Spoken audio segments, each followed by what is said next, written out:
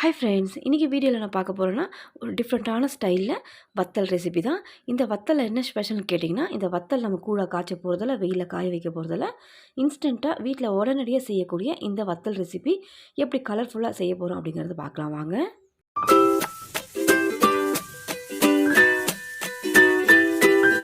Mixing பவுல்னு எடுத்துக்கோங்க. ஒரு cup அளவுக்கு அரிசி மாவு நல்லா சலிச்சிட்டு சேர்த்துக்கிறேன்.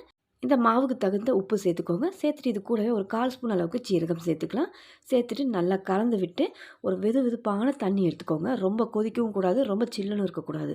ஒரு வெதுவெதுப்பான தண்ணியை சூடு பண்ணி எடுத்திருக்கேன். கை பொறுக்கிற சூட்டுக்கு தான் எடுத்திருக்கேன். கொஞ்சம் கொஞ்சமாக தண்ணி சேர்த்து முதல்ல கலந்துட்டு அதுக்கப்புறம் நம்ம கையால் நல்லா அழுத்தி பிசைஞ்சிக்கலாம். மாவு பிசைஞ்சு எடுக்கிற பக்குவம்னு பார்த்தீங்கன்னா சப்பாத்தி மாவு மாதிரி தான் பிசைஞ்சு எடுக்கணும். ரொம்ப தொலைன்னு இருக்கக்கூடாது, ரொம்ப டைட்டாகவும் இருக்கக்கூடாது. இப்போ நம்ம கையால் பிசைஞ்சு எடுத்துக்கலாம். நல்லா அழுத்தி பிசைஞ்சுக்கோங்க, சப்பாத்தி மாவு மாதிரியே. இப்போ நல்லா மாவு பிசைஞ்சாச்சு. இப்போ இதுலேருந்து ஒரு சின்ன சின்ன உருண்டைகளாக எடுத்து ரோல் மாதிரி உருட்டி எடுத்துக்க போகிறோம். அதை வந்து கையால் நம்ம ரோலாக சைஸாக உருட்ட முடியாது. இந்த மாதிரி ஒரு ஷேப்பாக பண்ணிவிட்டு ஒரு ஃப்ளாட்டான தட்டு எடுத்துக்கோங்க. அந்த தட்டில் இதை போட்டு நம்ம இதை ரோல் பண்ணோன்னா நல்லா சைஸாக கிடைக்கும் உங்களுக்கு. இந்த மாதிரி சைஸாக எடுத்துக்கோங்க. இது மாதிரி எல்லாத்தையுமே நான் ரோல் பண்ணி எடுத்துக்கிறேன். ஒரு 6 ரோலுக்கு கிடச்சிருக்கு நம்ம எடுத்த மாவு. இப்போ இது இருக்கட்டும். அடுத்ததாக ஒரு மிக்ஸி ஜார் எடுத்துக்கோங்க. ஒரு அரை பீட்ரூட்டை துருவிட்டு இது கூட சேர்த்துட்டு கொஞ்சமாக தண்ணி சேர்த்து நல்லா ஃபைன் பேஸ்ட்டு அரைச்சி எடுத்து வச்சுக்கோங்க. அடுத்து ஒரு கடாயில் 1 கப் அளவுக்கு தண்ணி சேர்த்துக்கிறேன். இந்த தண்ணி நல்லா கொதித்து வரட்டும். கொதித்து வந்ததும் அரைச்சி வச்ச பீட்ரூட் சாறை இது கூட ஃபில்டர் பண்ணி சேர்த்துக்கோங்க. இதில் வேறு தண்ணி எதுவுமே சேர்க்காமல் இந்த பீட்ரூட்டில் நம்ம அரைச்ச சாறை மட்டும் இந்த தண்ணியோடு கலந்து விடுங்க. ரொம்ப தண்ணியும் சேர்த்துடக்கூடாது. நம்ம சேர்த்த தண்ணி சரியாக இருக்கும். இந்த தண்ணியை நல்லா கொதிக்க விட்டுக்கலாம். நல்லா கொதிக்க வச்சுட்டு நம்ம இதில் வந்து சீரகமும் உப்பு மட்டும் தான் சேர்த்துருக்கோம். காரத்துக்கு எதுவுமே சேர்க்கல. இந்த பீட்ரூட் தண்ணியில் 1/2 ஸ்பூன் தனி மிளகாய் தூள் சேர்த்து காரப்பொடியில் இருக்கிற பச்சை வாசனையும் இந்த பீட்ரூட்டில் இருக்கிற பச்சை வாசனையும் இல்லாமல் ஒரு 5 நிமிஷம் கொதிக்க விட்டுக்கோங்க. இப்போ நல்லா 5 நிமிஷம் நல்லா கொதிச்சு வந்திருக்கு. இப்போ இதில் நம்ம உருட்டி வச்ச மாவுகளை சேர்த்துருங்க. இந்த சேர்த்த மாவு இந்த பீட்ரூட் தண்ணியில் ஒரு பாதி அளவுக்கு வெந்து வந்துடணும். இப்போ இது வந்து உடையிறதுக்கும் சான்ஸ் இருக்குது. உடஞ்சா அதை அப்படியே கட் பண்ணி விடுங்க. குட்டி குட்டி பீஸுகளாகவும் இதில் வேக விட்டு எடுத்துக்கலாம். நீங்கள் அப்படியே முழுசாக எடுக்கணும்னு நினச்சிங்கன்னா எடுக்க முடியாது. இது அரிசி மாவுங்கிறதுனால உடையும். இப்போ இந்த மாதிரி குட்டி குட்டியாக கட் பண்ணி கூட விட்டுக்கோங்க.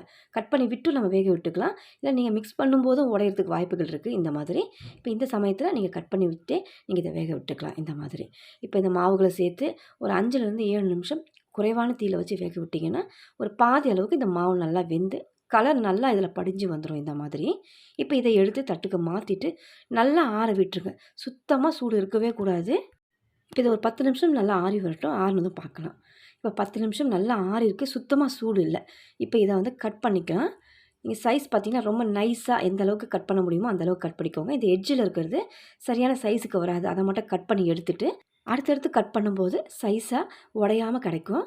கத்தியை நம்ம வந்து கட் பண்ணுறது பார்த்திங்கன்னா ஸ்பீடாக அழுத்தி கட் பண்ணாமல் சாஃப்டாக அழுத்தி கட் பண்ணுங்கள். கரெக்டான சைஸுக்கு உடையாமல் கிடைக்கும் இந்த மாதிரி. இப்போ இந்த மாதிரி எல்லாத்தையும் கட் பண்ணி எடுத்துருங்க. அரிசி மாவை வெதுவெதுப்பான தண்ணியில் தான் நம்ம கலந்தோம். அதுக்கப்புறம் தண்ணியில் கொதிக்க விட்டுருக்கோம். ஒரு 3/4 வாசி அளவுக்கு மாவு நல்லாவே வெந்து வந்திருக்கு. இப்போ இதை வந்து நம்ம வெயிலில் காய வைக்கணும் அவசியமே இல்லை.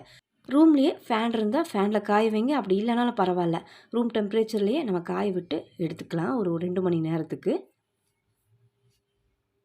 இப்போ பாருங்கள் ஃப்ரெண்ட்ஸ், 2 மணி நேரம் நல்லா காய விட்டுருக்கு. நல்லா காஞ்சிருக்கு. ஈரப்பதம் இல்லாமல் காஞ்சி வந்திருக்கு. இந்த மாதிரி காய விட்டு எடுத்துக்கோங்க. இப்போ இது எண்ணெயில் அப்படியே ஸ்ட்ரைட்டாக பொரிச்சு எடுத்துட வேண்டியதுதான். கடாயில் கொஞ்சமாக எண்ணெய் காய விட்டுருக்கேன். மிதமான தீயில் வச்சே காய வைங்க. இதை பொறுமையாக இதை வந்து நம்ம ஃப்ரை பண்ணி எடுத்துக்கணும். ஹை ஃப்ளேமில் வச்சுட்டிங்கன்னா சட்டுன்னு கரிஞ்சிரும். மிதமான தீயில் வச்சு பொறுமையாக நம்ம ஃப்ரை பண்ணி எடுத்தோம்னா நல்லா கிறிஸ்பாக ஃப்ரை ஆகி வரும். அவ்வளோதான் ஃப்ரெண்ட்ஸ். ரொம்ப ரொம்ப ரொம்ப டேஸ்ட்டான ஒரு டிஃப்ரெண்ட்டான வத்தல் ரெசிபி இன்ஸ்டண்ட்டாக வீட்டில் நீங்கள் செஞ்சு முடிச்சிடலாம். கண்டிப்பாக ட்ரை பண்ணி பாருங்கள். இந்த வீடியோ உங்களுக்கு ரொம்பவே யூஸ்ஃபுல்லாக இருக்கும்னு நினைக்கிறேன். இந்த வீடியோ பிடிச்சிருந்தால் என்னோடய சேனலை மறக்காமல் சப்ஸ்கிரைப் பண்ணுங்கள். ரொம்ப பிடிச்சிருந்தால் லைக் ஷேர் பண்ணுங்கள். தேங்க்ஸ் ஃபார் வாட்சிங்.